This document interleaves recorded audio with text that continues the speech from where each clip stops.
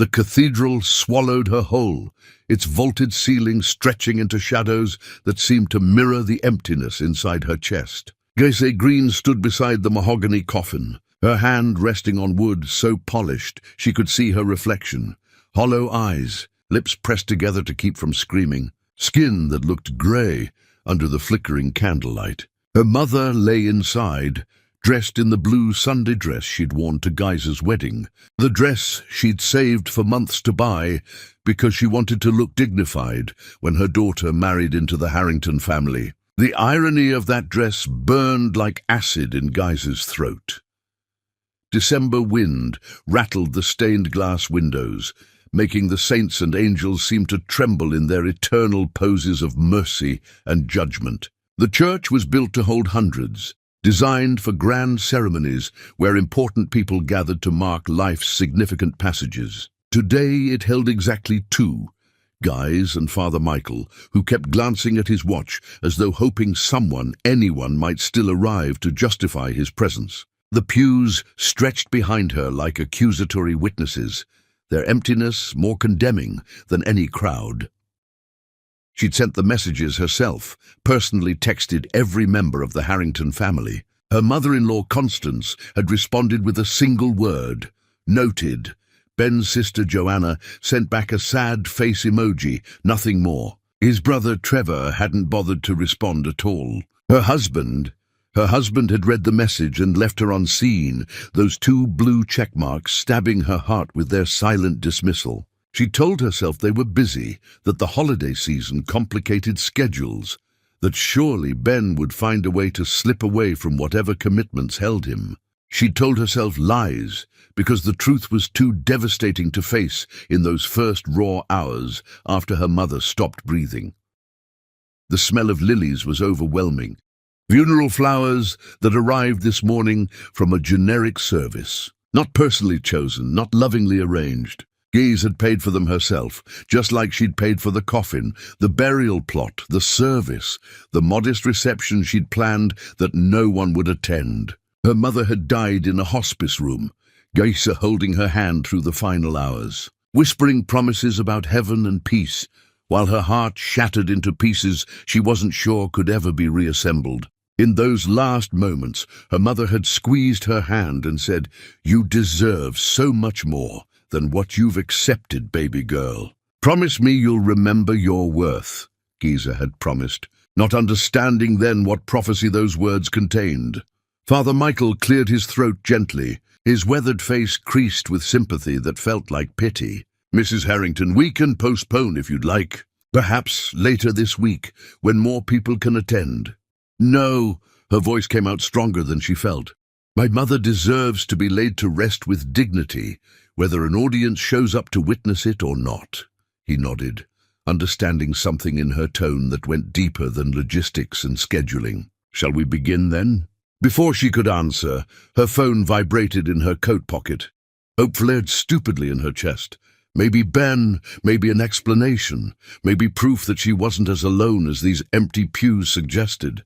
She pulled out the phone, unlocked the screen, and opened the family group chat, the one where Ben's mother shared recipes and vacation photos, where his siblings posted accomplishments and celebration announcements, where Guy's existed mostly as a silent observer of their perfect lives. The newest message was a video from Ben, posted minutes ago. Her finger hovered over the play button, some instinct warning her that what she was about to see would change everything, that certain knowledge couldn't be unknown once witnessed. She pressed play anyway, because hope dies hard and love dies harder. The video opened on crystal chandeliers and champagne towers, on the Harrington family's annual Christmas gala in full spectacular glory. The camera panned across the ballroom of Constance's mansion, the mansion Guy's had secretly saved from foreclosure, though none of them knew that detail. Women in designer gowns laughed behind perfectly manicured hands. Men in tuxedos toasted with glasses that cost more than most people's monthly rent. The decorations were magazine-worthy, gold and silver and white, creating a winter wonderland that probably required a team of professionals to install. Then Ben appeared on screen, his arms slung around Joanna's shoulders, both of them flushed with champagne and Christmas cheer. He raised his glass toward the camera, his smile wide and genuine in a way he hadn't smiled at guys in months. "To family," his voice rang out clear and joyful. "The only thing that matters, today and always." The camera shifted, catching Constance in her element, holding court among her society friends, resplendent in diamonds that caught the light like tiny suns. She blew a kiss toward the screen, and someone off camera yelled, "Best party of the season!" Trevor appeared next, dancing badly but enthusiastically, his wife laughing at his moves. The whole family was there, every single one of them, celebrating together, while Guys stood alone beside her mother's coffin in an empty church. Ben's caption appeared beneath the video, "Family first, always and forever." Constance had already commented, 3 champagne glass emojis and a heart. Joanna added, "Best night ever." "Love you all." Trevor's contribution was simpler. The Harrington legacy continues strong. Geyser stared at the screen until the image blurred, her eyes burning, but refusing to produce tears because tears felt too small for what was erupting inside her chest. This wasn't accidental. This wasn't a scheduling conflict or a miscommunication or a well-intentioned mistake. Ben had chosen to be there, surrounded by laughter and luxury and family warmth, while she stood in the cold, watching her mother's body prepare for burial. He'd chosen champagne over her tears, celebration over her grief, his family's Christmas party over the woman who'd loved him enough to reshape her entire world around his comfort. She thought about the morning, how he'd kissed her forehead before leaving for what he claimed was an urgent situation that needed handling. "I'll be there as soon as I can, baby. I promise. Just have to handle one critical thing first." She'd believed him because she'd spent 5 years believing him, convincing herself that his absences were necessary, his priorities were reasonable, his love was real, even when his actions suggested otherwise. She'd made excuses for him the same way she'd made his success possible, quietly, invisibly, without demanding acknowledgement or reciprocation. Her mother's voice echoed in memory, "You deserve so much more than what you've accepted." Father Michael touched her elbow softly. "Are you all right, my dear?" Geyser looked down at her mother's peaceful face, at the woman who'd cleaned other people's houses so her daughter could attend good schools, who'd worked herself to exhaustion so guys could have opportunities she'd been denied, who'd never asked for anything except that her daughter find happiness and love. Her mother had questioned the marriage from the beginning, gently suggesting that Ben seemed more interested in how Geyser made him feel about himself than in who she actually was as a person. Geyser had dismissed those concerns as maternal overprotection, as her mother not understanding the complexities of their relationship. Now, standing here alone, while her husband drank champagne and declared family the only thing that mattered, she understood her mother had seen clearly what she'd refused to acknowledge. "I'm fine, Father. Better than fine, actually. I'm finally seeing clearly." She opened the group chat again, her fingers surprisingly steady as they moved across the screen. The Harrington family was still posting comments on Ben's video, still celebrating their perfect evening together, still existing in their bubble of privilege and self-satisfaction. They had no idea what was about to happen. No comprehension that the foundation they'd built their lives upon was about to be removed, piece by careful piece, until everything they took for granted came crashing down around them. Gase typed 3 words, short, simple, powerful: "Withdraw everything. Effective immediately." She hit send and watched the message appear in the chat, sitting there innocent and cryptic among the champagne emojis and celebration photos. To them it would mean nothing. Random words from the wife they barely tolerated, the woman they'd never bothered to truly see. But across the city, in boardrooms and banks and offices that managed wealth they didn't understand, those 3 words would trigger consequences they couldn't imagine. Her phone lit up immediately. 3 dots appeared under her message. Someone was typing. The dots vanished, then reappeared. Ben had noticed. He was trying to formulate a response. probably confused, maybe annoyed that she'd interrupted their celebration with her strange message. Let him wonder. Let them all wonder. She slipped the phone back into her pocket and returned her attention to her mother's coffin. To the woman who deserved every bit of dignity and love Guys could provide, even if she had to provide it alone. We can begin now, Father. Just you, me, and my mother. That's all we need. As Father Michael opened his Bible and began reading words about eternal rest and everlasting peace, Guys made silent promises to the woman in the coffin. Promises about remembering her worth. Promises about never again accepting less than she deserved. Promises about showing the people who dismissed her exactly what they'd lost when they chose champagne over compassion. The December wind howled harder against the windows, making the candle flames dance wildly. In the flickering light, her mother's face seemed almost to smile, as though approving of decisions not yet made, but already inevitable. Iggy's touched the coffin one final time, feeling the polished wood warm under her palm, and whispered, "I promise. Mama, they're going to learn what it means to stand alone in an empty room." Her phone vibrated again in her pocket. Once, twice, 3 times in rapid succession. The messages were coming now, confusion turning to concern as the implications of her words began spreading through systems they didn't understand and couldn't control. But Guys didn't check her phone. She stood through the service, listened to Father Michael's prayers, and let her grief transform into something sharper, colder, more powerful than tears could ever express. By the time they lowered her mother into the ground, her phone had received 17 messages. By the time she returned to her car, 34 missed calls blinked on her screen. By the time she drove away from the cemetery, the Harrington family's perfect Christmas celebration would be collapsing into chaos they couldn't explain or escape. Chapter 2. The Phantom Queen.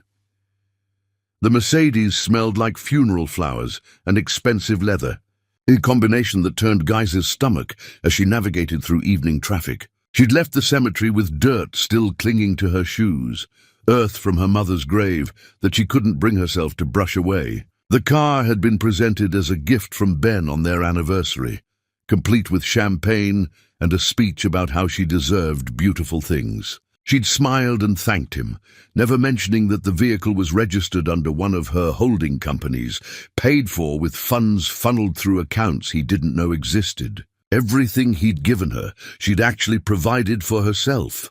Her phone continued its relentless performance, the screen lighting up with names and emotions she could predict with depressing accuracy. Ben had called 13 times now. Constance left 4 voicemails, her voice progressing from confused to demanding. Joanna sent a string of question marks, followed by increasingly frantic demands for explanations. Trevor's message was characteristically blunt. "What the hell are you talking about? Call me now." None of them understood yet. They were still operating from positions of assumed power, still believing they held control in whatever situation they imagined was unfolding. She drove past Harrington Industries headquarters, the gleaming tower that dominated the skyline. 70 stories of glass and steel, reflecting the winter sunset in shades of fire and blood. Ben's father had built the original enterprise through genuine innovation and careful strategy. Then the old man died, leaving everything to his son, who'd inherited ambition without the wisdom required to sustain it. Within 3 years, Ben had nearly destroyed what took decades to construct, making reckless expansions and arrogant assumptions that pushed the enterprise toward collapse. That's when Geyser had encountered him, at a charity auction where he'd been drinking too much and trying desperately to convince everyone he maintained perfect control. She'd watched him bid on items he couldn't afford, listened to him laugh too loudly at mediocre jokes, noticed how his smile never quite reached his eyes. Something about his desperation had touched her, sparked a desire to help this man who seemed to be drowning in expectations he couldn't meet. They'd talked that evening, really talked, and he'd lowered his defenses enough to admit he was struggling. Their courtship had been intense and swift, Ben sweeping her into his world with romantic gestures and declarations that felt genuine at the time. He told her she was different from others, that she saw him as a person rather than a name or a position. The irony of that statement haunted her now, considering her own wealth dwarfed his by magnitudes he'd never suspected. 3 months into their relationship, his situation had become critical. He'd broken down crying in her apartment, confessing that he was days from losing everything his father built, that he'd failed the family legacy, that he didn't know how to repair what he'd damaged. Guys had held him through his tears, her mind already working through solutions he couldn't see. The next day, she'd mentioned a friend from university who'd married someone influential in restructuring firms. The story was partially accurate. She did have a friend from university, LaToya, who now managed her entire financial empire from behind layers of corporate protection. One phone call to LaToya, and suddenly Ben's crushing obligations were restructured with terms that seemed miraculous. Interest rates dropped, payment schedules extended, and somehow investors materialized with capital at exactly the right moments. Ben had been ecstatic, declaring her his good luck charm. "How did your friend pull this off?" he'd asked, already more focused on results than mechanisms. She'd smiled and offered something vague about connections and timing, about how sometimes circumstances align when you need them most. He'd accepted the explanation because it solved his problem without challenging his ego. Over the following months, as more miraculous solutions appeared, she'd developed a repertoire of plausible stories. A professor who knew someone, a networking event where she'd met the right person, a chance encounter that led to an introduction. Ben never questioned why these coincidences happened with such convenient frequency. Pride prevented him from examining salvation too closely, from admitting he needed saving at all. He preferred to believe his own instincts were finally activating, that his father's genius had simply been dormant, waiting to emerge. Grace let him believe whatever helped him sleep peacefully. She'd built her fortune from absolutely nothing, developing technology patents that revolutionized data encryption, investing those earnings into real estate portfolios and silent partnerships across dozens of industries. Her net worth existed in shadows, managed through shell companies and trusts that even determined investigators would struggle to trace. She'd kept it all hidden because she wanted something money couldn't purchase. Genuine love, uncomplicated by greed or calculation. She'd wanted Ben to truly see her without the distortion wealth creates in relationships. She'd wanted to be chosen for herself, not for what she could provide. Driving past the building she'd secretly rescued multiple times, she understood the flaw in her logic now. Authentic connection cannot be built on a foundation of secrets. Hiding her power hadn't protected their love. It had simply allowed him to take her for granted, to treat her as decoration rather than partner, to dismiss her worth because he had no comprehension of what she was actually worth. Her phone rang again, Ben's name flashing insistently. She let it ring through, watching his attempts with detached curiosity. He was probably still at the party, surrounded by family who were starting to panic as their phones exploded with urgent messages from advisors and lawyers and banks. She imagined the scene. Champagne glasses abandoned, laughter dying into confused silence, everyone checking devices and trying to understand why their financial world was suddenly imploding. Guys pulled into the underground garage of their penthouse building, the exclusive tower, where only the wealthy and influential resided. Ben had signed the lease himself, proud to secure such prestigious space. He had no idea the entire building belonged to Guys through one of her holding companies, that she'd approved his application personally, amused by his swagger when requesting approval to rent what he already essentially owned through her. She rode the elevator up, watching floor numbers climb, feeling strangely calm despite the chaos she'd unleashed. Inside their penthouse, everything looked exactly as she'd left it this morning. Sterile, expensive, decorated according to Constance's suggestions rather than Guys's preferences. This had never truly been her home, just another space where she performed the role of Ben's wife. She walked through rooms filled with furniture that held no memories, artwork chosen by an interior designer who'd never asked what she actually liked, spaces that felt more like a showroom than a place where people lived and loved. She went to the study, the one room she'd claimed for herself, and opened her laptop. The screen illuminated with information that would terrify most people. Real-time feeds showing the cascade of financial consequences now rippling through the Harrington family's empire. Every loan she'd arranged was calling in early payment clauses she'd carefully embedded. Every investment she'd facilitated was withdrawing, based on conditions she'd deliberately triggered. Every contract she'd secured was dissolving through legal mechanisms she'd established precisely for this moment. LaToya's face appeared on a video call, her expression torn between admiration and concern. "Girl, when you said withdraw everything, you really meant everything. The Harrington accounts are in complete freefall. Every single one of them." "Good." Geis's voice was steady, matter-of-fact. "You're sure about this? Once these dominoes finish falling, there's no putting them back up.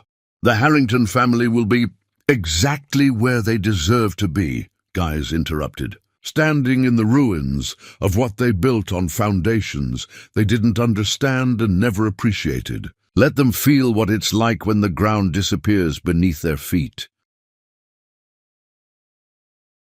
LaToya nodded slowly. "Your mother would be proud. Not of the revenge part necessarily, but of you finally standing up for yourself. She always said you were too good for that family." She was right about everything. Geis felt her eyes burn, but refused to let tears fall. "I should have listened to her from the beginning. So what happens now? They're going to figure out you're behind this eventually. Let them figure it out. I'm done hiding who I am to make other people comfortable. Done pretending to be less so they can feel like more. Done building empires for people who can't even show up to my mother's funeral." They talked for a while longer, LaToya confirming that every financial mechanism was executing exactly as planned.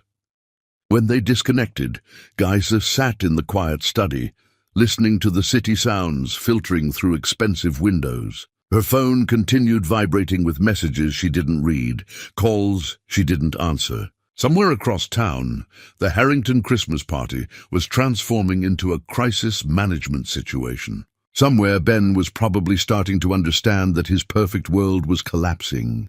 Somewhere, Constance was realizing that the woman she'd dismissed for 5 years held the power to destroy everything they'd taken for granted.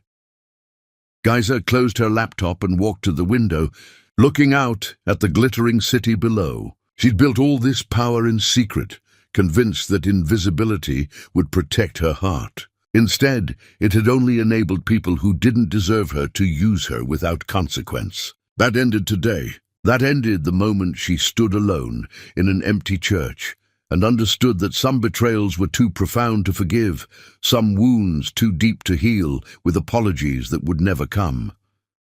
Her phone rang again.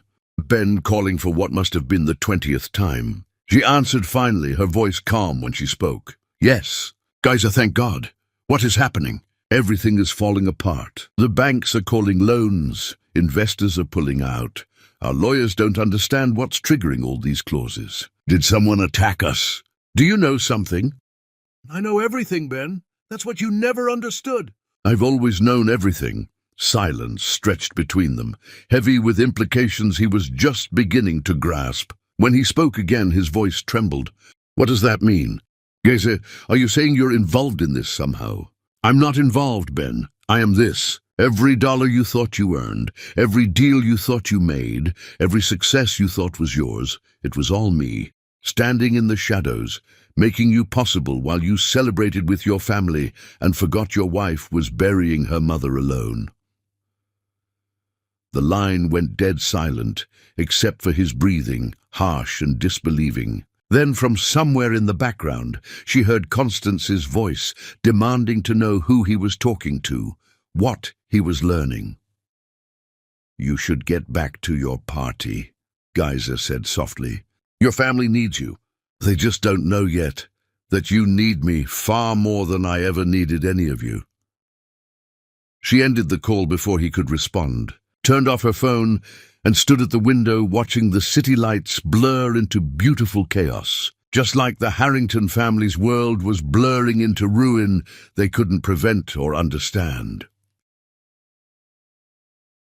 Chapter 3.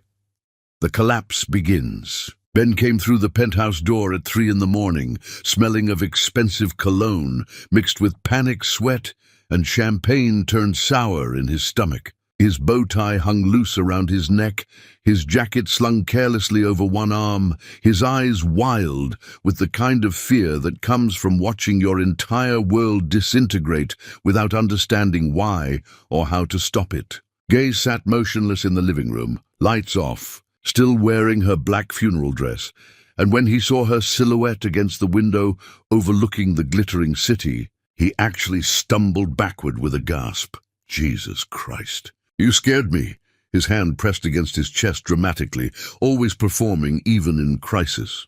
"Why are you sitting in the dark like that?" "I've been in the dark for 5 years. Ben, I'm just finally comfortable with it. Finally accepting what I should have seen from the beginning."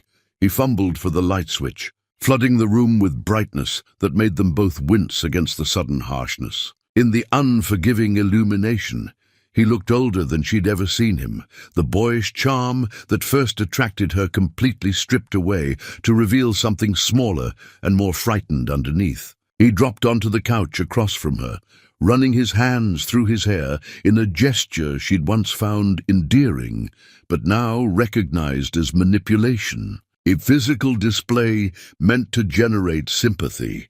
"We need to talk about what you said on the phone. About being behind everything that's happening to us." His voice tried for authority, but landed somewhere closer to pleading. "That doesn't make any sense. How could you possibly have the power or resources to—" "Because I'm worth $5 billion. Ben, because I've been running the empire you thought you built with your own hands and your father's legacy. Because every time you were about to fail, every time bankruptcy loomed, I stepped in and saved you, and you were too proud or too stupid or too self-absorbed to ever question how the miracles kept happening exactly when you needed them most." The words hung in the air between them like physical objects, solid and undeniable. Ben stared at her, his face cycling rapidly through disbelief, confusion, and something that might have been anger if it wasn't so thoroughly mixed with terror. "That's insane. You don't have $5 billion. You can't be—" "What, Ben? I can't be wealthy? I can't be powerful? I can't be intelligent enough to build something bigger than your father's legacy?" She stood, walking toward him slowly, deliberately. "Or do you mean I can't be all those things and still be the quiet wife who smiles politely at your family dinners while your mother makes comments about my background?" My mother never—" "Your mother called me Ben's unfortunate choice at last Christmas. I heard her tell Joanna that at least I was pretty enough to compensate for not being one of their kind. Your brother asked me at Thanksgiving if I'd finished my community college degree yet, and you laughed instead of correcting him when I actually have degrees from institutions he couldn't get into with all his family connections and donation money." Ben's mouth opened and closed soundlessly, like a fish pulled from water and struggling to breathe in an element it wasn't designed for. She could see him trying to recalibrate everything he thought he knew, to fit this information into the worldview where he was the successful one and she was the lucky woman who'd married above her station. "If what you're saying is true, and I'm not saying I believe it, but if it's true, why would you hide it? Why would you let you think you were the powerful one, the successful one, the one who saved the family legacy?" Geisa laughed, and the sound was sharp enough to cut through steel. "Because I wanted to be loved for myself, not for my money. Because I was naive enough to believe that if you didn't know about my wealth, your love would be pure and uncomplicated. Turned out I was wrong. You didn't love me when you thought I was ordinary either. You just tolerated me because I was convenient and didn't make demands or challenge your self-perception." He shook his head violently, trying to reject what he was hearing. "This is crazy. Even if you had money, you couldn't possibly be behind what's happening to my family. The banks, the investors, the contracts, those are massive institutions with protocols and regulations and oversight. One person can't just, one person can, when that person owns pieces of all those institutions. When that person has spent 5 years carefully building legal structures specifically designed to support you and yours. When that person embedded clauses and conditions that could be triggered with a single phone call. She leaned against the wall, arms crossed, watching him struggle with reality. I didn't just save your company, Ben. I became its foundation. And now I've removed that foundation. The rest is just gravity doing what gravity does. His phone buzzed insistently on the coffee table, another call he ignored out of fear or denial. It had been buzzing constantly since he arrived home. His family no doubt demanding updates, explanations, solutions he didn't have and couldn't provide. My lawyers say there's some kind of coordinated attack. Multiple shell companies pulling support simultaneously, all of them untraceable to any known entity. They're untraceable because I designed them that way with the best legal minds money can buy. Every single one of those shell companies ultimately belongs to me. The bank that's calling your loans? I own 12% of it. The investment firm withdrawing capital. I'm the silent partner who made their biggest deal possible. The clients canceling contracts. I introduced you to them in the first place through my networking connections. Remember? The color drained from his face as the full scope of her control became clear, as he understood that his entire life had been built on foundations he never knew existed. You can't do this. There are laws, regulations, all of which I've followed perfectly. Every withdrawal, every clause activation, every contract termination is completely legal. I built you up legally, and I'm taking it down the same way.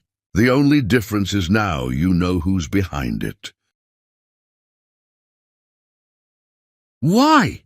The question came out broken, stripped of all pretense. Even if I screwed up, even if I should have come to the funeral, does that really deserve destroying my entire family? My mother, my brother, my sister, they didn't do anything to you.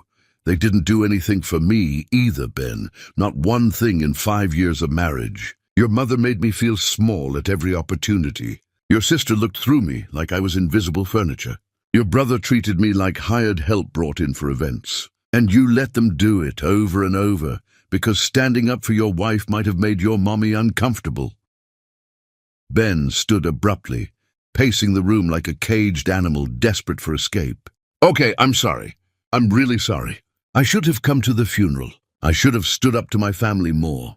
I should have been a better husband. But please, guys, we can fix this. We can go to marriage counseling. I can change. We can rebuild what we had. Stop. The word cracked like a whip through the air. Don't insult both of us by pretending you want to change. You want to stop the bleeding. You want your money back. You want your comfortable life restored where you're the golden son and I'm the grateful wife. But you don't actually want me, Ben. You never did. You wanted what I could provide, even when you didn't know how much that was. His pacing stopped abruptly. He turned to face her, and she could see the exact moment his fear transformed into something uglier, something resentful. If you're so powerful, if you're so much better than all of us, why did you marry me? Why did you waste 5 years playing house with someone you clearly think is beneath you? Because I loved you. The words hurt coming out, sharp-edged truth she'd been avoiding for months. I genuinely loved the man I thought you were. The man who held my hand on our 3rd date and told me I made him want to be better. The man who cried in my apartment about failing his father's legacy and actually seemed humble enough to learn and grow. But that man was a performance, wasn't he? A role you played until you got what you needed. That's not fair. Fair? Her voice rose for the first time, breaking through the calm she'd maintained. You want to talk about fair? I stood alone in a church today, burying the woman who sacrificed everything for me, while you drank champagne and posted videos about family being the only thing that matters. Don't you dare talk to me about fair. Ben's phone buzzed again, and this time he grabbed it desperately, reading whatever message just came through. His face went even paler, if that was possible. They're saying we'll be completely bankrupt within a week. That there's no way to stop the cascade, no miracle solution this time. Is that true? Probably. I built everything you have. Without me, you're what you've always actually been, a man with a famous last name and not much else to recommend him. He looked at her like she'd physically struck him, like the truth was a violence he couldn't defend against or deflect. What do you want, money? Do you want me to pay you back somehow? There has to be something you want from me. I want you to feel what I felt today. Utterly alone, completely dismissed, standing in ruins, and realizing that the people you thought cared about you were just using you for what you could provide. She walked toward the bedroom door. I'm filing for divorce. Your lawyers can contact mine. And Ben, the prenuptial agreement your mother insisted on means you'll walk away with exactly what you brought to this marriage, which is nothing. Geyser, please. She closed the bedroom door on his pleading, locked it firmly, and finally allowed herself to breathe deeply. On the other side, she could hear him making frantic phone calls, his voice rising and falling as he tried to explain to his family what he'd just learned. Let him explain. Let them all scramble and panic, and realize that the woman they'd dismissed held the power to destroy them. Let them understand, too late, that some foundations can't be repaired once they're deliberately removed. She changed out of her funeral dress, hanging it carefully in the closet where it would remain as a monument to this day. It would be the last thing she wore as Ben Harrington's wife. Tomorrow, she'd start the process of becoming Geyser Green again, the woman her mother raised, the woman who built empires in secret and didn't need anyone's approval or appreciation, the woman who knew her worth even when everyone around her forgot. Chapter 4. The Stranger's Kindness. The cemetery looked different in morning light, softer somehow, the harsh edges of grief smoothed by sunshine that felt inappropriate for mourning. Gaze knelt in the grass beside her mother's fresh grave, placing white roses because those had been her favorite. She hadn't slept after Ben finally gave up trying to talk through the locked bedroom door. She'd just lain awake listening to him make calls, his voice progressing from panic to desperation, to something close to acceptance as the night wore on. Around dawn, she'd heard him leave the penthouse, slamming the door hard enough to rattle the walls. She didn't care where he went. Their marriage had ended the moment he chose champagne over her tears, even if the paperwork would take longer to finalize. She'd showered, dressed in jeans and a simple sweater, and driven here because this was the only place that felt real anymore. Mama, I kept my promise, she whispered, running her fingers over the temporary marker. The permanent headstone would take weeks to create, but even this simple marker felt sacred because it bore her mother's name. I'm remembering my worth. I'm finally standing up for myself, just like you always wanted. I'm sorry. I didn't mean to intrude. The voice startled her, deep and gentle, coming from someone standing a respectful distance away. She turned to see a man holding his own flowers, his eyes red-rimmed from crying, his suit slightly rumpled like he'd slept in it or maybe hadn't slept at all. He gestured apologetically toward a neighboring grave. My father is buried right there. I come most mornings, talk to him like he can still hear me. Probably sounds strange. Not strange at all. Geyser stood brushing grass from her knees.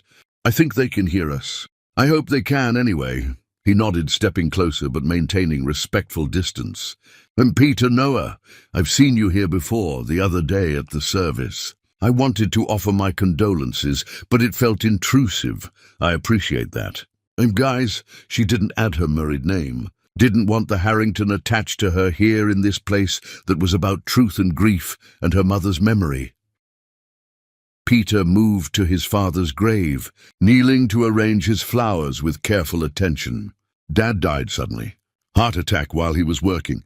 He was a carpenter, spent his whole life building things for other people, making sure every joint was perfect and every measurement precise. He taught me that quality matters more than speed, that you build things right or you don't build them at all. He sounds wonderful. Your mother? Passed when I was young, cancer. Dad raised me alone. did the best he could, taught me everything he knew about construction, about integrity, about treating people with kindness, because that's what makes life worth living. Peter's voice cracked slightly. I miss him every single day. They sat in companionable silence, two people who understood that grief didn't need constant conversation, that sometimes presence was enough. Grace found herself relaxing in a way she hadn't in months, maybe years. This stranger demanded nothing from her, expected nothing, just existed in his own sorrow while allowing her to exist in hers. Your service the other day, Peter said finally. I noticed no one else came. That must have been incredibly difficult. It was revealing more than difficult. Turns out the people I thought were my family couldn't be bothered to show up when it actually mattered. Their loss. Anyone who would abandon you during something like that doesn't deserve your presence during the good times. The words were simple, but they hit Guys with unexpected force, validating something she'd been feeling but hadn't quite articulated.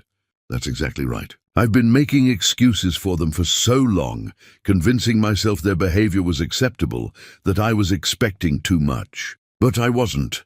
I was just expecting basic human decency. Peter stood, brushing dirt from his hands. Listen, I don't want to overstep, but you look like someone who could use a friend. And I know from experience that grief can be isolating, especially when the people who should support you aren't there. He pulled out his phone. Would it be okay to exchange numbers? Not for anything weird, just as someone who understands what you're going through. Someone you can talk to if you need it. Guys hesitated, not because she didn't trust him, but because accepting his offer felt like admitting she needed support, that she was vulnerable. But maybe vulnerability wasn't weakness. Maybe it was just honesty. She pulled out her own phone. I'd like that, actually. They exchanged numbers and then stood awkwardly for a moment, neither quite sure how to end this unexpected connection. Finally, Peter smiled, and it was the first genuine smile she'd seen in longer than she could remember. Warm, uncomplicated, asking for nothing except the possibility of kindness shared between two wounded people. I should let you finish your visit. But Geyser, take care of yourself. Grief is hard enough without carrying other people's failures too. He walked away, leaving her standing beside her mother's grave, with her phone in her hand and something unfamiliar unfolding in her chest. Not attraction exactly, not yet, but recognition. Recognition that connection could exist without transaction. That someone could offer support without expecting something in return. That maybe the Harrington family's treatment of her wasn't the standard she should accept as normal. Her phone buzzed in her hand. Ben calling again. Probably with more begging or demands or attempts to negotiate. She declined the call without guilt. Whatever he wanted could wait. She was here with her mother in a moment of peace she hadn't expected to find, holding a stranger's phone number that felt like possibility. I think you'd like him, Mama, she whispered to the grave. He seems kind, really kind, not performative kind. The kind you always said I should look for, instead of settling for good-looking and charming. The wind picked up, rustling through the trees overhead, and Geyser chose to interpret it as her mother's approval. She stayed another hour, talking about Peter, about the Harrington family's collapse, about the divorce she'd be filing, about the life she was going to build now that she'd stopped hiding who she was. And for the first time since her mother died, Geiss felt something besides grief and anger. She felt hope. Chapter 5. The Harrington Family Reckoning. Constance Harrington's mansion looked smaller somehow, diminished by the crisis unfolding within its walls. Guy pulled up to the circular driveway, parking between luxury vehicles that would likely be repossessed within days. She'd been summoned here through a series of increasingly frantic messages from Ben, culminating in his mother calling personally with barely concealed desperation, masquerading as authority. We need to discuss this family matter immediately. Your presence is required.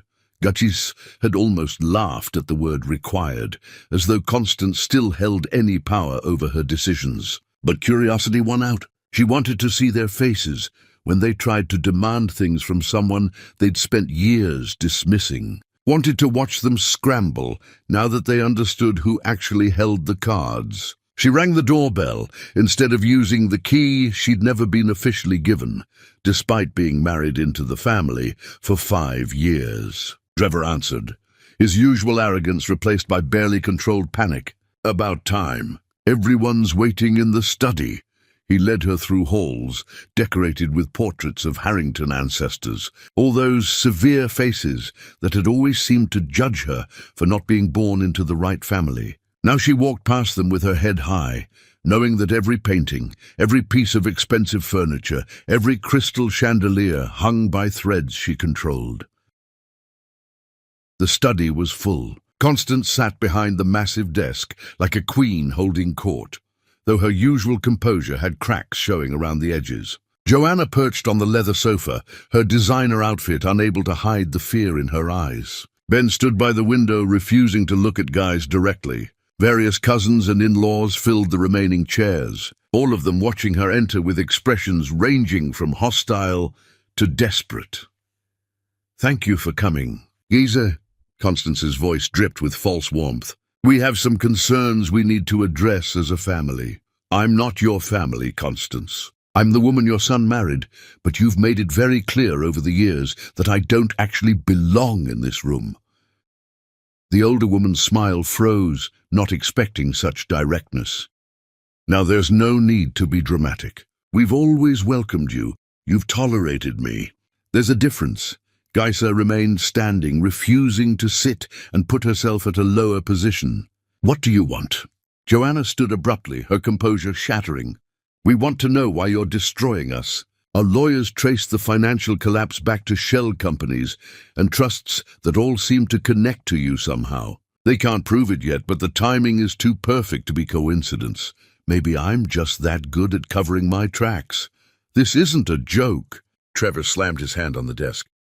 "Do you understand what you've done? My accounts are frozen. Joanna's suppliers are demanding immediate payment she can't make. Mother might lose this house. Ben's company will be liquidated by the end of the week. You've destroyed us!" I removed my support.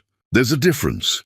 Guys walked to the window, looking out at gardens she'd paid to maintain without anyone knowing.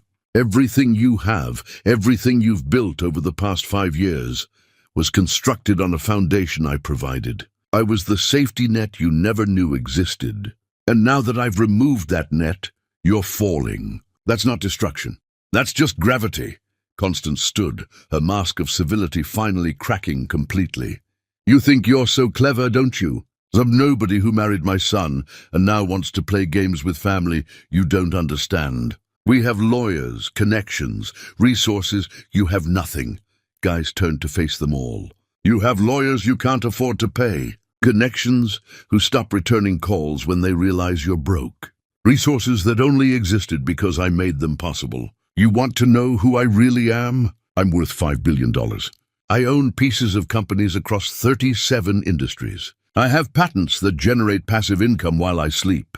I built an empire from absolute nothing, and then I built your empire too, because I loved your son and wanted to help him succeed." The room went silent, every person staring at her with identical expressions of disbelief. Ben finally spoke, his voice hollow. "I told them. They didn't believe me. Why would we believe that?" Joanna's voice was sharp. "You're telling us the woman we've known for 5 years, the quiet little wife who never said much at family dinners, is secretly a billionaire. That's insane. What's insane is that none of you ever asked me a single meaningful question about myself. You never wondered what I did before I met Ben, never showed any interest in my education or my work. You just assumed I was ordinary because I wasn't born into your world. Well, congratulations on your assumptions. They've cost you everything." Constance sank back into her chair, age suddenly visible on her face. "Why would you hide such wealth? What possible reason? Because I wanted to be loved for myself, not for what I could provide. Because I'd seen what money does to relationships, how it distorts everything. Because I was naive enough to believe that if Ben didn't know about my wealth, his love would be real." Geyser felt tears threatening, but refused to let them fall in front of these people. Turns out I was wrong. He didn't love me when he thought I was ordinary either. That's not true, Ben said weakly. I did love you. I do love you. You love what I made possible. You love the success you thought was yours. You love having a wife who didn't challenge you or make demands. But me, the actual person I am, you never bothered to know her. Trevor stood, attempting intimidation that no longer worked. You can't just destroy an entire family because your feelings got hurt. There are legal consequences for what you've done. Everything I did was completely legal. Every withdrawal, every clause activation, every contract termination followed protocols I established legally years ago. Your lawyers know this already, which is why they're telling you there's nothing actionable. I built you up within the law, and I'm taking it down the same way. What about the others? Constance gestured to the room. Joanna's children, your nieces and nephews? Trevor's wife? They didn't do anything to you.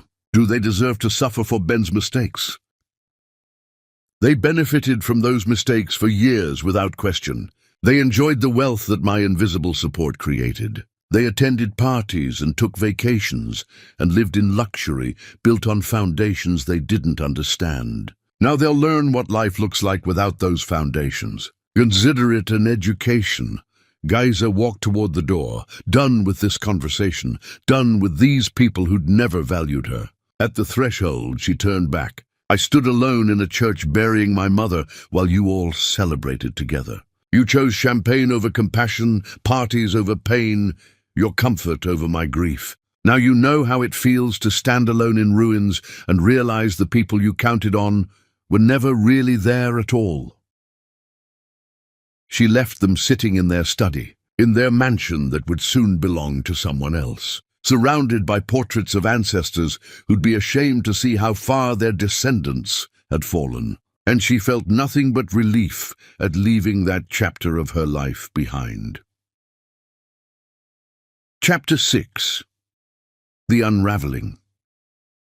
The divorce lawyer's office smelled like expensive wood and old books, the kind of place that radiated respectability and discretion earned through decades of handling wealthy people's messy secrets. Geyser sat across from Janet Krause, a woman whose reputation for ruthless efficiency in high-stakes divorces made her the obvious choice for someone who needed this done quickly and completely. Janet reviewed the prenuptial agreement Constance had insisted on 5 years ago. The document meant to protect the Harrington fortune from a woman they considered beneath them, a gold digger who needed to be contained. The pages rustled as Janet flipped through them, occasionally making notes in margins already filled with her sharp observations and legal strategies.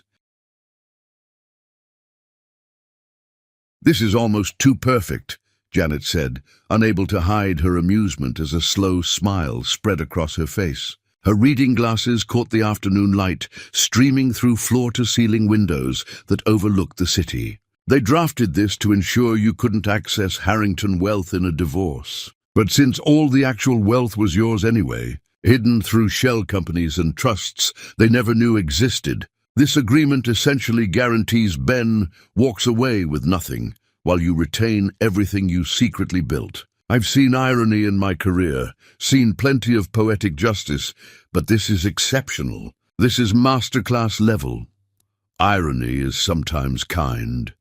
Gaze signed the papers. Janet slid across the polished mahogany desk, her signature flowing with the confidence of someone who'd finally stopped second-guessing her worth or her decisions. "How long until this is final?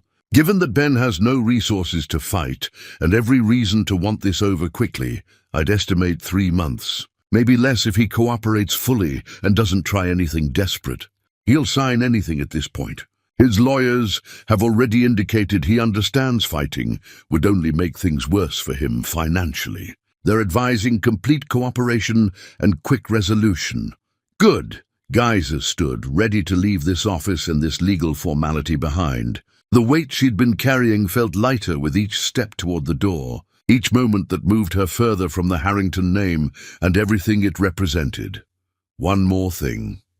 Janet leaned back in her leather chair, studying Geyser with professional curiosity mixed with genuine admiration. She removed her reading glasses and set them carefully on the desk. I've handled a lot of divorces in my 30 years of practice, seen every type of breakup imaginable. Messy affairs with multiple mistresses, bitter custody battles that destroy children, vindictive asset hiding that requires forensic accountants to unravel. But I've never seen someone dismantle an entire family's financial empire with such surgical precision. You didn't just leave your husband. You systematically destroyed everything he thought he'd built, and you did it so legally, so perfectly, that they have absolutely no recourse. It's brilliant, actually. Brutal, but brilliant. I removed the foundation I'd been providing without their knowledge or appreciation. What they built on that foundation was always unstable. I just stopped hiding that instability from them, stopped protecting them from their own poor decisions and inflated sense of importance. Was it worth it? The revenge, I mean. Does watching them suffer bring you peace or closure? I've had clients who got their revenge and found it hollow. Geyser considered the question seriously, turning it over in her mind like an object being examined from all angles. She'd asked herself the same thing late at night when sleep wouldn't come. It wasn't revenge. Revenge implies I wanted to hurt them for the sake of causing pain, for satisfaction. This was consequences. They spent 5 years treating me like I didn't matter, like my feelings and my presence were negotiable, like my grief was less important than their champagne toasts and social status. I just showed them what happens when someone they dismissed actually stops participating in their success. Was it worth it? Ask me again when the divorce is final and I've had time to build something new from what I've learned about myself.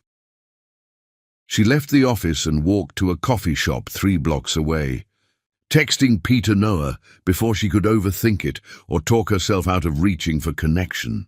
His response came immediately, a coffee cup emoji and an address she recognized from one of their previous conversations. They'd been texting regularly since their cemetery meeting, conversations that started about grief and expanded to everything else, childhood memories that shaped them, favorite books that changed their perspectives, thoughts on life and meaning, and what matters when everything else falls away. His messages were never demanding, never fishing for information about her wealth or her plans, just genuine exchanges between 2 people, learning each other's minds without pretense.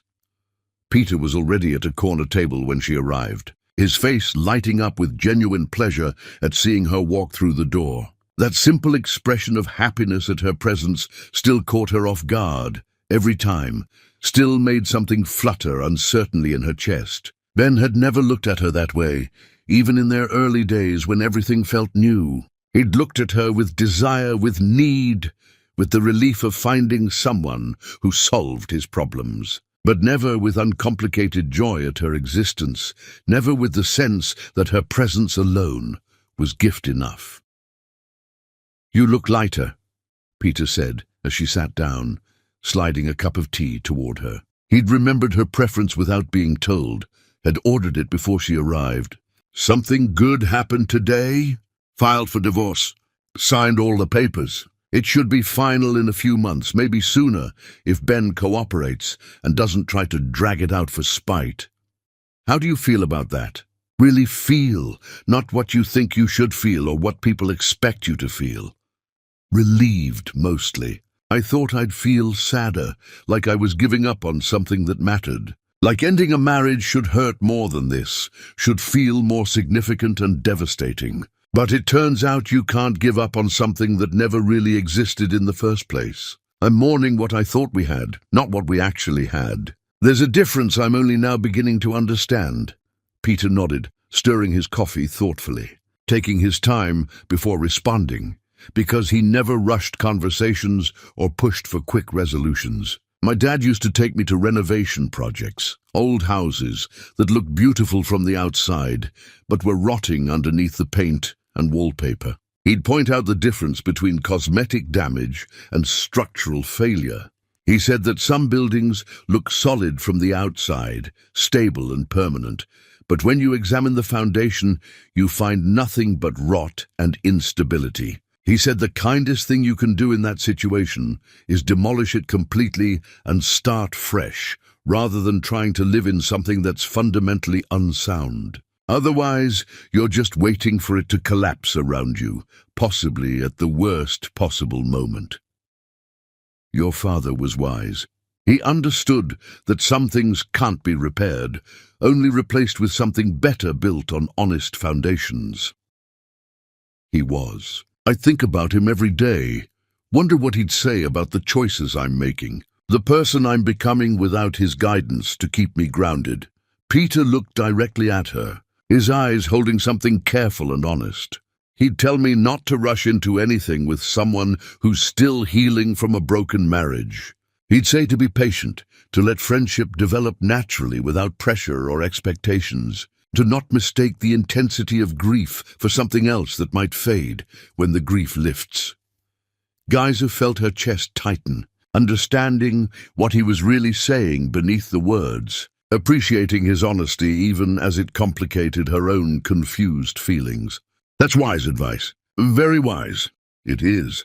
But he'd also tell me not to let fear prevent me from recognizing something real when it appears. That life is short and unpredictable, and genuine connections are rare enough that you have to pay attention when they show up. That sometimes the right person arrives at the wrong time, and you have to trust that if it's real, it'll wait until the timing improves. They looked at each other across the table, something unspoken passing between them that felt more intimate than touch. Not promises or expectations, just acknowledgement that what was growing here mattered, that it deserved careful attention and honest exploration, that rushing would damage something that could become extraordinary if given proper time to develop. I'm not ready for anything complicated, Guys said finally, her voice quiet but firm. I'm still processing the end of my marriage, still figuring out who I am outside of being Ben's wife. Still learning to trust my own judgment after making such a massive mistake in choosing him in the first place. I know, I'm not asking for complicated. I'm just asking for this. Coffee, conversation, honesty between two people who've both loved and lost and are trying to figure out what comes next. No expectations beyond showing up and being genuine with each other. I can do that. I want to do that. Then that's enough for now. More than enough, actually. They talked for hours, the coffee shop filling and emptying around them while they remained in their corner, building something new from honesty and shared grief and the possibility that healing might look like opening up rather than closing off. They discussed books that had shaped them, music that moved them to tears or joy, moments from childhood that explained who they'd become as adults. Peter told her about learning carpentry from his father, about the satisfaction of creating something beautiful and functional with his own hands, about how physical work could be meditation when approached with the right mindset. Guise told him about her mother's sacrifices, about building her empire in secret while everyone around her assumed she was ordinary, about finally understanding that hiding her power had been its own kind of prison that kept out authentic connection. When they finally parted, the sun already setting and casting long shadows across the parking lot, Peter hugged her, brief, respectful, but warm enough to remind her that touch could be comforting rather than demanding, that physical affection didn't have to come with strings attached or expectations embedded. His arms felt solid and safe in a way that didn't trigger her defenses or make her calculate what he might want in return. Driving home, Guys checked her phone to find 17 messages from various Harringtons, all of them following the same arc, from anger to bargaining to desperation. Ben's messages pleaded for one more conversation, one more chance to explain. Constance's voicemails demanded explanations she'd already provided multiple times. Trevor sent threats he couldn't back up without money for lawyers. Joanna wrote essays about family loyalty from someone who'd never shown her any. She deleted them all without reading beyond the previews. That chapter was closed. Whatever happened to them now was their responsibility to manage without her invisible support. At her penthouse, she'd already changed the locks, removed Ben's belongings to storage, reclaimed the space as her own, with new furniture and artwork she actually liked. She sat by the window watching the city lights emerge as dusk deepened into night. She called Latoya, needing to hear the voice of someone who'd known her before and during and now after the Harrington era. Someone who understood all the versions of herself she'd been. "How you holding up?" Latoya asked without preamble, her voice warm with concern and affection. "Better than I expected. The divorce is moving forward smoothly. Ben's family is imploding in exactly the ways I predicted. And I met someone, though it's too early to call it anything more than friendship, too fragile to define or categorize. Someone good, someone who deserves you, someone real, someone who asks about my thoughts and feelings instead of what I can do for him. Someone whose father taught him that quality matters more than appearance, that building things right is more important than building them fast. Someone who makes me feel seen without making me feel exposed or used. Your mama would like him. She'd say he sounds like someone worth knowing." Yeah, she would. Guys felt tears finally come, but they felt cleaner than the grief-soaked tears of earlier days, more like release than breakdown. "I miss her, Latoya. I miss her so much it physically hurts sometimes. I know, baby. But she'd be proud of you right now. Standing up for yourself, walking away from people who didn't deserve you, opening yourself to new possibilities instead of closing off completely. That's exactly what she wanted for you. She always said you deserved someone who celebrated you instead of tolerating you." They talked until exhaustion finally claimed Guys, pulling her towards sleep that came easier than it had in weeks. Tomorrow she'd continue building her new life, brick by brick, decision by decision. But tonight, she let herself rest in the space between endings and beginnings, trusting that whatever came next would be better than what she'd left behind. That her mother's death hadn't been the end of everything, but rather the beginning of her finally choosing herself. Chapter 7, The Weight of Power, the coffee shop. Peter had chosen was nothing like the places. Ben preferred no marble counters or designer furniture, just worn wooden tables and mismatched chairs that had been loved into comfort by years of use. Morning light streamed through windows that needed cleaning, creating patterns on the floor that shifted as clouds moved overhead. Geese arrived early, ordering tea instead of her usual coffee, because her stomach had been unsettled lately, stress manifesting physically in ways she couldn't ignore. She sat in the corner they'd claimed as theirs through repetition, watching people come and go with their rushed orders and distracted faces, everyone moving through their own private dramas she'd never know. Peter showed up exactly on time, carrying a brown paper bag that smelled wonderfully of cinnamon and something warm and fresh from the oven. "Homemade muffins," he explained, setting them on the table between them with the care of someone presenting something meaningful. "Baked them this morning because I couldn't sleep and needed to do something with my hands. Fair warning, they might be terrible. Carpentry is my skill, not baking. My father used to joke that I could build a perfect cabinet but couldn't bake a decent cookie to save my life. He said I approached baking like construction, too precise, not enough intuition." She took one, bit into it, and smiled genuinely at the slightly lopsided but absolutely delicious result. The muffin was still warm, melting in her mouth with flavors that spoke of real ingredients and actual care. "These are wonderful. What couldn't you sleep about?" "Honestly?" "You not in a creepy way," he added quickly, concern flashing across his face.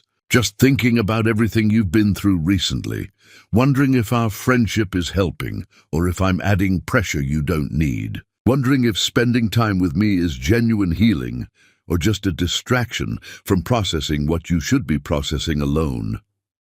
You're helping, more than you know." She finished the muffin, savoring the simple kindness of homemade food given without expectation or strings attached. "Can I ask you something potentially uncomfortable?" "Anything. Always anything. Why are you interested in me? I mean really interested beneath the surface explanations. Most people, when they find out about my wealth, either get weird and possessive or weird and intimidated. They start calculating what they can get from me, or they start withdrawing because they feel inadequate. But you've never asked about it, never seemed impressed or threatened. You treat me exactly the same as you did before you knew. Why? Peter took his time answering, clearly considering his words carefully, the way he always did when something mattered. He set down his coffee, met her eyes directly. My dad used to take me to job sites, show me houses we were building from foundation to finish. He'd point out the difference between houses built to impress and houses built to last. The impressive ones had fancy facades and expensive finishes, imported materials and designer touches, but sometimes the bones underneath weren't sound. They looked beautiful in photos, but would develop problems within years. The lasting ones might look ordinary from outside, but the foundation was solid, the craftsmanship was genuine. Every joint was perfect, even in places no one would ever see. He taught me to value what's underneath more than what's visible, to judge quality by integrity rather than appearance. That's a lovely metaphor, but I'm still asking about me specifically, about why you keep showing up when you could walk away without obligation. You sat alone in a cemetery, talking to your mother's grave, with more honesty and vulnerability than most people show their therapists. You helped your husband for years, without demanding recognition or appreciation. You're dealing with the end of your marriage by moving forward with grace, instead of drowning in bitterness. You build people up instead of tearing them down. Those things tell me who you are at your core. The money is just what you have, not who you are. Does that make sense? Geisa felt something crack open in her chest, some protection she'd been maintaining without realizing it, some wall she'd built to keep people at a safe distance. Ben used to say things like that. In the beginning, he'd talk about loving me for myself, about how I was different from other women. But it was always performance, always words designed to make me feel special, so I'd keep solving his problems without asking questions or expecting appreciation. I can't control how you interpret my words, based on how someone else's lies hurt you. That's not something I can fix or argue away. But I can be consistent, which is all I'm promising. I'll show up when I say I will. I'll be honest even when it's uncomfortable. And I won't pretend to be something I'm not just to keep you around, because that would be insulting to both of us. They sat quietly for a while, the coffee shop bustling around them, with early morning customers grabbing their orders and rushing out to whatever demanded their attention. Conversations swirled around them, fragments of other people's lives creating white noise that somehow made their silence more intimate. Finally, Geisa spoke again, shifting the conversation to safer territory while still maintaining the honesty they'd established. Tell me about your construction company. You've mentioned it but never given details, like you're worried I'll judge it somehow or find it less impressive than my own work. Peter laughed, the sound genuine and unguarded. It's nothing impressive by your standards, nothing that would make headlines or generate millions. Small operation, maybe a dozen employees when we're busy. We build custom homes for people who care more about quality than showing off. I inherited it from my dad, kept his principles, kept his commitment to doing things right, even when cutting corners would be more profitable. We're not getting rich, but we're making a living doing work that matters. Work that helps families build something lasting. That sounds exactly impressive by any actual standard. Building something that matters, maintaining integrity when it would be easier to compromise, creating homes people will love for decades instead of just selling them houses that look good in photos. That's more valuable than making quick money and forgetting about quality the moment the contract is signed. Coming from someone worth billions, that's quite a compliment. I wasn't sure how you'd view what I do compared to your empire. Coming from someone who built those billions by recognizing genuine value wherever it appears, it's just truth. I've met plenty of people with impressive titles and empty souls. You have substance, Peter, that matters more than scale or recognition. She paused, gathering courage for something she needed to say, needed him to understand before they moved any further forward. I need to tell you something. And I want you to be honest about how it makes you feel. even if your honesty might hurt. Okay, I'm listening. The Harrington family is completely collapsing because I removed all the support I'd been providing secretly for years. They're losing everything, homes, businesses, social standing, and I'm the reason. I deliberately engineered their destruction because they abandoned me when I needed them most. Ben's mother might end up homeless. His nieces and nephews had to change schools. His brother's wife left him because of the financial stress. Does that bother you? Does it make you see me differently? Does it make you wonder if I'm capable of doing the same thing to you someday? Peter considered seriously before answering, his expression thoughtful rather than immediately reassuring. Was what you did legal? Completely.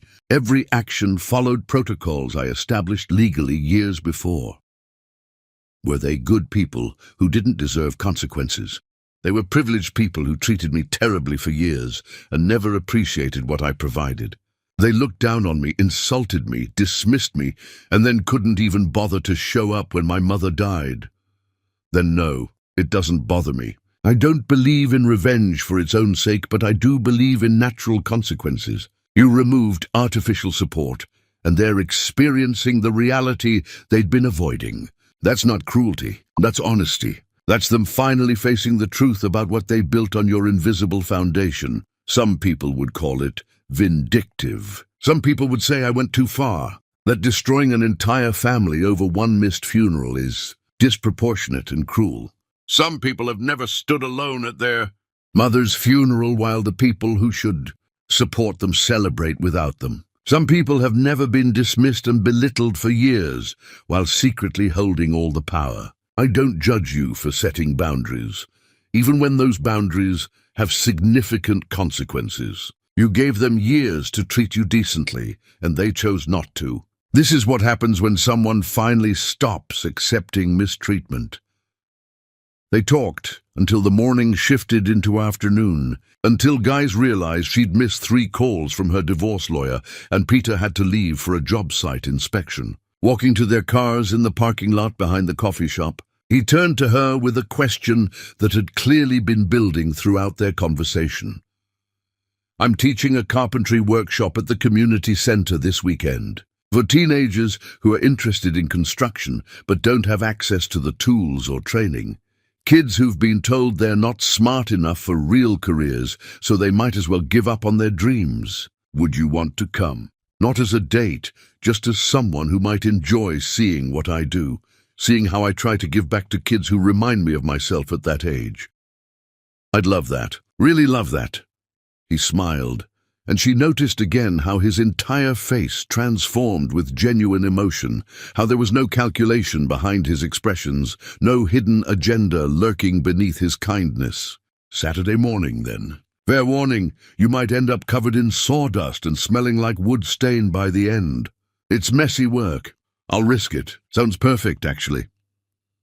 Driving away, Guys felt something unfamiliar settling into her chest. Not happiness exactly, not yet, but the possibility of happiness. The sense that maybe healing didn't require isolation, that maybe opening herself to connection could coexist with protecting her heart from further damage. Peter Noah wasn't a solution to her problems or a replacement for the marriage she'd lost. He was just himself, offering friendship without agenda and showing her through consistent action that kindness could be genuine rather than strategic, that someone could want her company without wanting something from her. Her phone rang. Ben's lawyer, probably with questions about asset division or timeline adjustments. She answered professionally, handled the conversation efficiently, and ended the call without emotional turmoil. The Harrington chapter was closing page by page, and she was ready for whatever story came next, whatever life she chose to build from the ashes of what she deliberately burned down. Chapter 8. The Price of Betrayal. Constance appeared in the lobby of Guys's building, somehow talking her way past security, despite being explicitly banned from the premises. The doorman looked apologetic as Guys approached, clearly uncomfortable with the situation. She insisted it was an emergency, ma'am. Said she needed just 5 minutes. I told her you'd given instructions, but it's fine, Thomas. I'll handle it. Grace turned to her mother-in-law, taking in her appearance with clinical detachment. Constance looked diminished, without her usual armor of expensive clothing and professional styling. The woman standing in the marble lobby wore discount store clothes and desperation. "Thank you for seeing me." Constance's voice trembled, her composure finally shattered completely. "I know you have no reason to, but please, just hear me out." Guys gestured toward a quiet corner, away from the security desk and the curious eyes of other residents. "You have 5 minutes. We're losing everything. The house will be foreclosed next week. Trevor's already filed for bankruptcy. Joanna's business is completely gone. Ben is living in a motel and working wherever they'll hire him without checking references." Constance's hands shook as she spoke. "I'm not asking you to restore everything.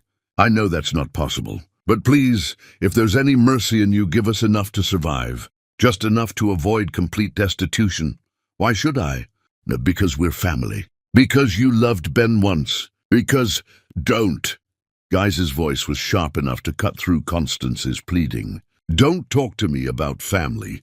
You made it very clear over 5 years that I wasn't family, that I was an inconvenient addition you tolerated because Ben insisted. You made jokes about my background, dismissed my intelligence, treated me like hired help at your parties. And when my mother died, when I needed family most, not one of you showed up."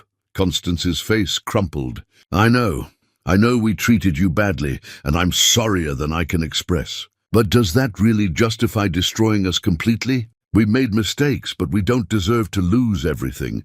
You didn't lose anything. I simply stopped giving you what you never knew you had. The wealth you're mourning was always mine, built on my intelligence and my work. You just got to enjoy it while pretending it was yours. Please, the word came out broken. I'm begging you, not for me, but for my grandchildren. For Joanna's kids, who don't understand why they had to leave their school and their house. For Trevor's daughter, who's terrified because her parents fight constantly about money. They're innocent in all this. They benefited from the wealth I provided for years. They enjoyed privileges built on my invisible support. Now they're learning what life looks like without those advantages. That's not cruelty. That's reality for millions of children whose families don't have secret billionaires propping them up. You're really going to let children suffer because you're angry at adults? I'm going to let children experience the natural consequences of their families' choices. Maybe it'll teach them humility and gratitude, lessons their parents clearly never learned. Geiser stood, done with this conversation. Your 5 minutes are up? Wait, please. Constance grabbed her arm, then immediately released it when Geiser's expression hardened. What do you want? There must be something we can do to earn your forgiveness, some way to make this right. You can't make it right, Constance. You can't give me back the mother you didn't show up to mourn. You can't erase 5 years of small cruelties and deliberate dismissals. You can't retroactively treat me with the respect I deserved from the beginning. All you can do now is learn to live with the consequences of your choices. So that's it. You'll just watch us become homeless, destitute, destroyed. I'll do what you did when my mother was dying. Absolutely nothing. I'll focus on my own life, my own healing, my own future. You'll figure out how to survive without me the same way I figured out how to thrive without you ever believing in me. Constance's face hardened, grief transforming into something uglier. You think you're so superior, don't you? You're much better than us because you built your wealth instead of inheriting it. But destroying people who wronged you doesn't make you strong. It makes you cruel. Coming from someone who spent 5 years being casually cruel without even recognizing it, I'll take that criticism with appropriate weight. Geiser walked toward the elevator. Goodbye, Constance. I genuinely hope you learn something from this experience. But whether you do or don't is no longer my concern.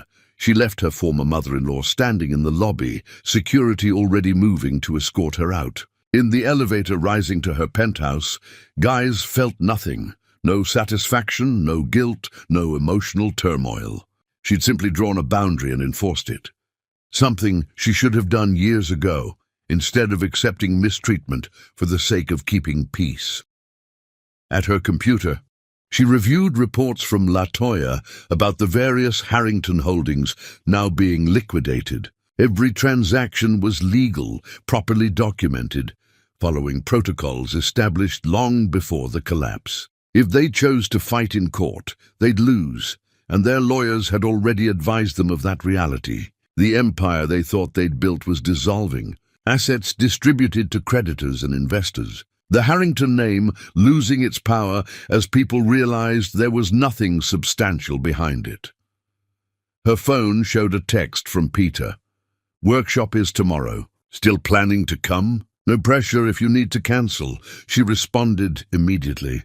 "I'll be there." "Looking forward to it?" His reply was a simple smiley face, uncomplicated and genuine. She found herself smiling back at the screen, anticipating something positive in a period defined mostly by endings and dismantling. Peter represented possibility, not romantic necessarily, not yet, but human. The possibility of connection built on honesty rather than secrets, on mutual respect rather than convenient utility. Ben called, his number appearing despite being blocked. He must have borrowed someone else's phone. She answered out of curiosity more than obligation. "My mother came to see you." His voice sounded hollow, defeated. "She told me you refused to help." "That's correct. Geyser, I know I hurt you. I know I failed you in every way that matters. But my family—" "Your family failed me too, Ben, repeatedly, deliberately, with your silent approval every single time. So you'll just watch us suffer? Watch my mother become homeless? Watch my nieces and nephews lose everything? I'll do exactly what your family did when they chose a Christmas party over my mother's funeral. I'll prioritize my own peace over their comfort. I'll focus on my own life, rather than sacrificing for people who never valued my sacrifices. Your family taught me that lesson very well." She ended the call, blocked the number he'd used, and returned to her laptop. There was work to do. Her own companies to manage, her own investments to monitor, her own empire to continue building now that she was no longer secretly supporting people who dismissed her. Tomorrow, she'd go to Peter's workshop, watch him teach teenagers about craftsmanship and integrity, and continue discovering what life looked like when she prioritized her own well-being over other people's expectations. The Harrington family would survive, or they wouldn't. Either way, it was no longer her responsibility to prevent their natural consequences from catching up with them. Chapter 9. The Final Confrontation. The community center smelled like sawdust and possibility. Guys watched Peter move between workstations, correcting a teenager's grip on a saw, praising another's careful measurements, explaining for the third time how to read a level without showing any frustration. His patience was remarkable, his genuine care for these kids visible in every interaction. They responded to him with respect that seemed earned rather than demanded, asking questions without fear of judgment. "You're good at this," she said during a break, handing him the water bottle he'd left on a table. "I love it. These kids remind me of myself at that age, hungry for skills, tired of being told they're not smart enough for college, so they might as well give up on ambition. Construction can be an art form if you approach it with respect and care. These kids deserve to know that working with your hands is just as valuable as working with your mind." One of the teenagers approached, a girl with wary eyes and defensive posture. "Mr. Noah, I finished the project. Want to check it before I mess it up somehow?" "You didn't mess anything up, Keisha. Let's look together." Peter walked with her back to her workstation, examining the small wooden box she'd constructed. "This is excellent work. The joints are clean, the finish is smooth. You should be proud. Really, it's not garbage. Really, you're a natural at this. Have you thought about apprenticeships? There are programs that pay you to learn while you work." The girl's face transformed, suspicion giving way to cautious hope. "People would actually pay me to learn this stuff." "Ah, absolutely. I can get you information if you're interested." Watching the interaction, Geyser felt something shift in her chest. This was what genuine kindness looked like. Investing in people without expecting return, seeing potential in those others dismissed, using privilege to lift rather than exclude. The contrast with the Harrington family couldn't be more stark. Her phone buzzed insistently. She ignored it, focused on the workshop and the teenagers learning that their hands could create things of value and beauty. But the buzzing continued, persistent enough that Peter noticed. You should probably check that. Might be important. She pulled out her phone reluctantly, seeing Ben's name lighting up the screen over and over. She declined the call, but he immediately called again. And again, something in the frantic repetition made her step outside to answer. What? Where are you? I need to see you right now. It's urgent. I'm busy. Whatever it is can wait. No, it can't. I'm outside your building. I know you're not home. Please, just tell me where you are. I'll come to you. Absolutely not. Ben, we're getting divorced. You don't get to make demands on my time anymore. Please. His voice cracked. I'm losing my mind here. I need to understand. I need to know if there's any way to fix this, any possibility of, there isn't. We're done. Sign the divorce papers and move on with your life. She ended the call, but unease prickled at her. Something in Ben's voice had been different, not manipulative or calculating, but genuinely destabilized. She thought about blocking his number entirely, but some instinct made her hesitate. When she returned to the workshop, Peter was wrapping up, helping students clean their workstations and store their projects safely. Keisha waved goodbye to Geyser specifically, a small gesture that felt significant coming from someone so defended against the world. They walked to the parking lot together, Peter describing his plans to expand the program if he could secure additional funding. I could help with that, Geyser offered. I've been thinking about starting a foundation in my mother's name, focused on providing opportunities for young people from difficult circumstances. This program seems exactly like something she'd want to support. Peter stopped walking, turning to face her. That's incredibly generous, but I don't want you to feel obligated. I don't feel obligated. I feel inspired. What you're doing here matters, and I want to be part of making it grow. He smiled, that genuine transformation of his entire face that she'd come to recognize and appreciate. Then I'd be honored to work with you on that. They stood in the parking lot, the afternoon sun warm on their faces, something unspoken building between them. Peter opened his mouth to say something, and then his expression changed, looking past Geyser's shoulder with sudden concern. Is that guy coming toward us? Geyser turned to see Ben approaching, his gait unsteady, his eyes wild, with an emotion she couldn't quite identify. Her first thought was that he'd been drinking, but as he got closer, she recognized something more dangerous than intoxication, desperation that had crossed into instability. Finally, Ben said, slightly out of breath from walking quickly. I've been driving around looking for your car. We need to talk now. Ben, how did you even find me here? I tracked your phone. Had the app installed months ago, just in case. Didn't think I'd actually need to use it. He seemed proud of this invasion of privacy, not recognizing how concerning his words sounded. Peter stepped slightly in front of Geyser, his body language protective but not aggressive. I think you should leave. She's made it clear she doesn't want to talk to you. Who the hell are you? Ben's attention snapped to Peter, rage igniting in his eyes. Are you sleeping with my wife? Is that what this is? She destroys my entire life and then immediately moves on to some other guy. I'm not sleeping with anyone, Ben. Peter is my friend. Not that it's any of your business anymore, given that we're getting divorced. Geyser moved around Peter, refusing to hide behind him. You need to leave. This is harassment. Harassment! Ben laughed, the sound edged with hysteria. I'm harassed? You destroyed my family. My mother is about to be evicted. My brother filed for bankruptcy. My sister's kids had to change schools because they can't afford the old one. And you're worried about harassment? I removed my support from people who never appreciated it. That's not destruction. That's natural consequences. Natural consequences? Ben's voice rose, attracting attention from people leaving the community center. You deliberately engineered our collapse. You embedded clauses and conditions specifically designed to destroy us. That's not natural. That's calculated revenge. It's accountability. Something your family has avoided for generations by using people like me to prop up your lifestyle. Ben took a step toward her, and Peter immediately moved between them. Back up now! Don't tell me what to do with my own wife. She's not your wife anymore except on paper, and that's temporary. Peter's voice stayed calm but firm. You need to leave before this situation escalates in ways you'll regret. Ben's face contorted with emotions.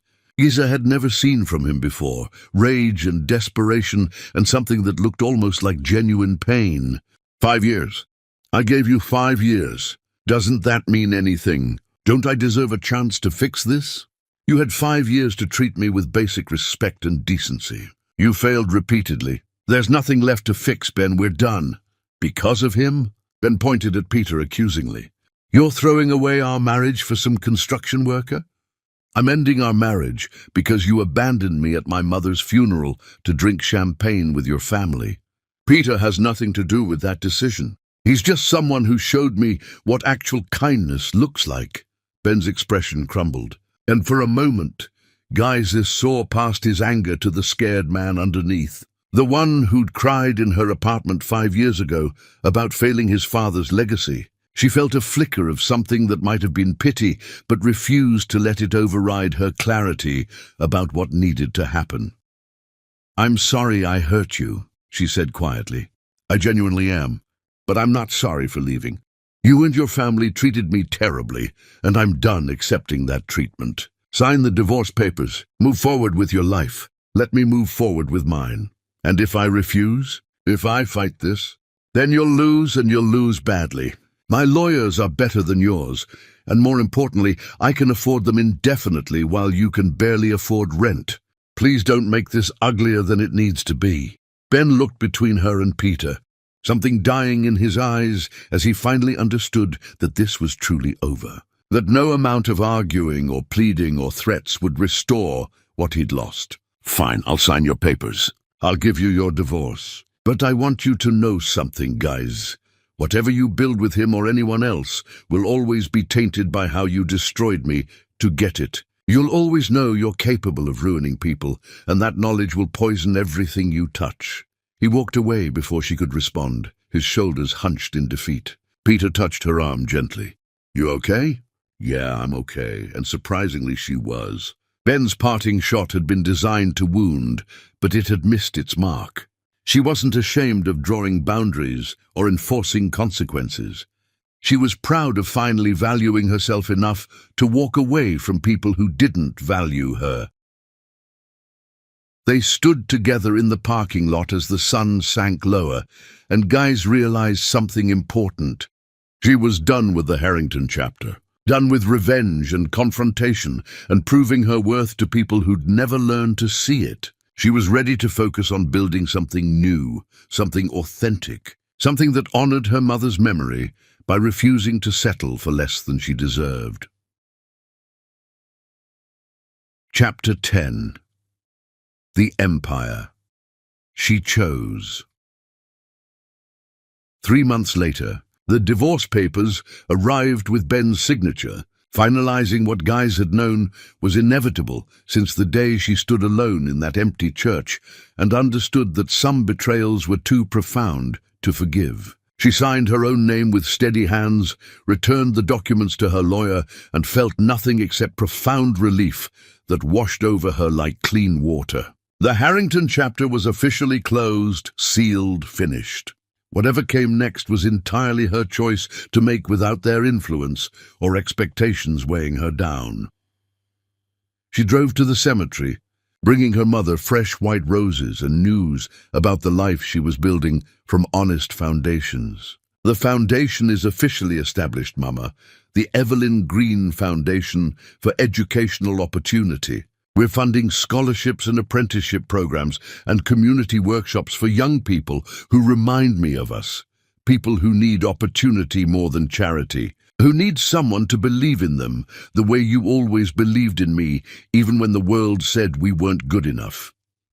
The scholarship fund had already changed lives in tangible ways. Keisha from Peter's workshop was enrolled in a prestigious apprenticeship program, learning advanced carpentry while earning wages that let her help support her younger siblings. 3 other teenagers had received full scholarships to schools they couldn't have afforded otherwise, schools that would open doors their backgrounds might have kept closed. The foundation was small still, just beginning, but growing steadily, and it felt like the best possible use of wealth she'd once hidden in shadows, out of fear.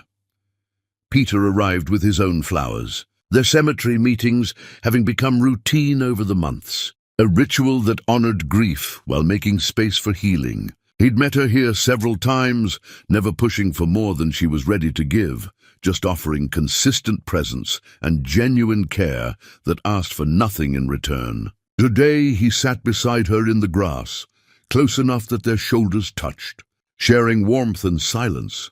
The Harrington collapse is complete, she told him, sharing news she'd received from Latoya that morning.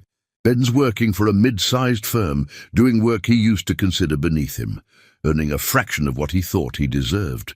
Trevor opened a small accounting practice, helping local businesses with their taxes. Joanna is managing a boutique for someone else, not owning it, but learning humility through honest work. Constance sold her jewelry collection and is living in a modest apartment, learning to live on a budget for the first time in her privileged life. How do you feel about that? Really feel? Honestly, nothing. No satisfaction, no guilt, no emotional investment whatsoever.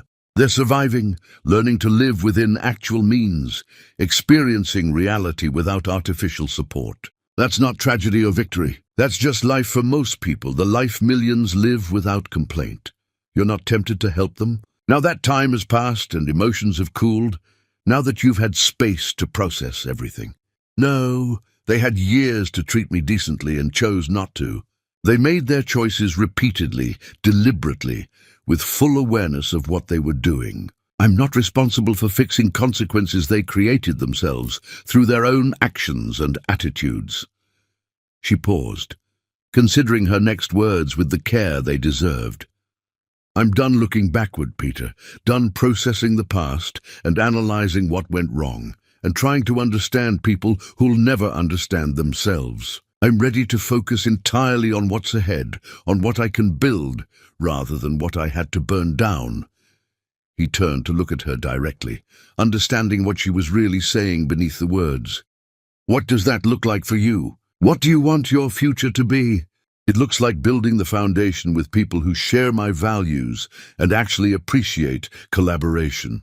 Working with teenagers who deserve chances they weren't born into. Spending time with someone who sees me for who I actually am, rather than what I can provide or how I can be useful. She met his eyes. If that someone is still interested in me after watching me systematically destroy my ex-husband's family.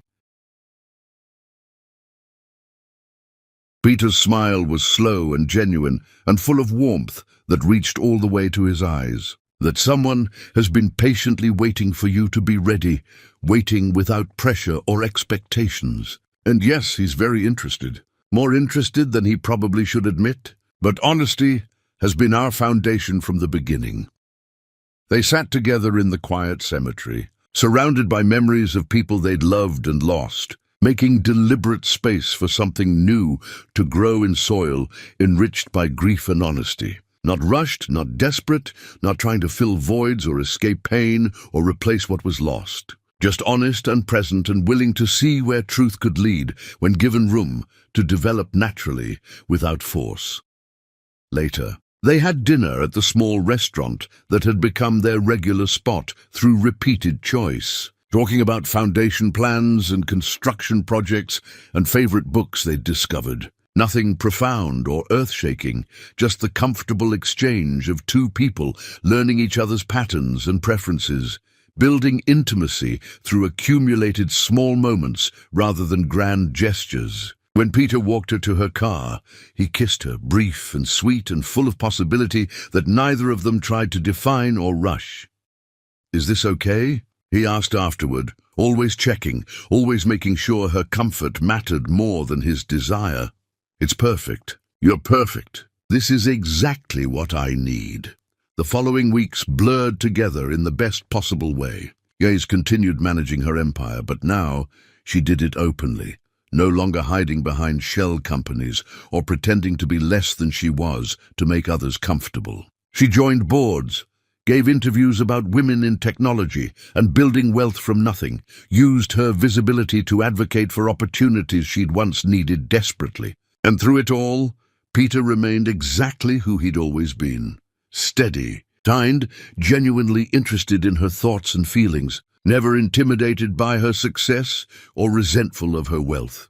They attended foundation events together. Peter, comfortable in settings where wealth and power congregated because he had no insecurity about his own worth or his place in any room. He introduced her to his friends, working-class people who judged character rather than bank accounts, who welcomed her warmly once they understood she didn't consider herself superior to anyone, regardless of what she'd built. She introduced him to LaToya, who approved immediately and enthusiastically, telling guys later that Peter looked at her the way every woman deserved to be seen, with respect and genuine affection and wonder at his good fortune. The Harrington family sent one final message through their lawyers, a settlement offer that would require guys to restore some portion of their former wealth in exchange for signing agreements never to speak about the collapse publicly or reveal what they considered family secrets. She declined without hesitation or second thoughts. Their story wasn't hers to protect or conceal, and she had no interest in funding their comfort at the cost of her peace or her principles. Ben married again within a year, choosing someone from his new social circle, someone who fit his reduced circumstances and modest lifestyle. Geese heard about it from mutual acquaintances and felt only mild curiosity, the kind you feel about strangers' lives glimpsed in passing. That chapter held no power over her anymore, no ability to hurt or anger or even interest her particularly. She'd learned what she needed to learn, mourned what deserved mourning, and moved forward into a life that honored her mother's memory by refusing to settle for less than authentic love and genuine respect. On the anniversary of her mother's death, Geza stood at the grave with Peter beside her, flowers in both their hands, their presence together feeling natural and right. "I kept my promise, Mama. I remembered my worth when it would have been easier to forget. I walked away from people who couldn't see my value. And I found someone who sees me clearly and loves what he sees, who celebrates my strength instead of feeling threatened by it." Peter squeezed her hand gently, offering silent support without needing words to convey his understanding and care. They stood together as the sun set, two people who'd found each other in grief and built something beautiful from shared understanding and mutual respect. The empire guys had once hidden now served purposes that mattered beyond accumulating wealth. Education for those who needed it, opportunities for those who deserved them, support for those learning to build with their hands and their hearts and their determination. She'd been powerful before, but she'd been invisible, hiding her light to make others comfortable. Now she was powerful and present, using her resources to create change rather than to prop up people who didn't appreciate her sacrifices. The Harrington family had taught her valuable lessons about boundaries and self-worth that she'd needed to learn. Peter was teaching her equally valuable lessons about genuine partnership and uncomplicated affection that wasn't transactional or conditional. Walking away from the cemetery, Peter's arm around her shoulders in a gesture that felt protective without being possessive. Geza felt her mother's presence like benediction, like approval, like love that transcended death. This was the life she'd been meant to build all along, authentic, purposeful, surrounded by people who valued her for who she truly was, rather than what she could provide. The empire she chose wasn't measured in dollars or power over others or the ability to destroy those who wronged her. It was measured in lives changed for the better, opportunities created where none existed, and the courage to demand the respect and love she deserved without apology. Some foundations are built to last forever, constructed with care and integrity and honest materials. Gaze had finally learned to build on solid ground, to value herself enough to walk away from unstable structures, to create something that would endure because it was built on truth rather than secrets, on mutual respect rather than hidden power, on love that was freely given rather than desperately earned.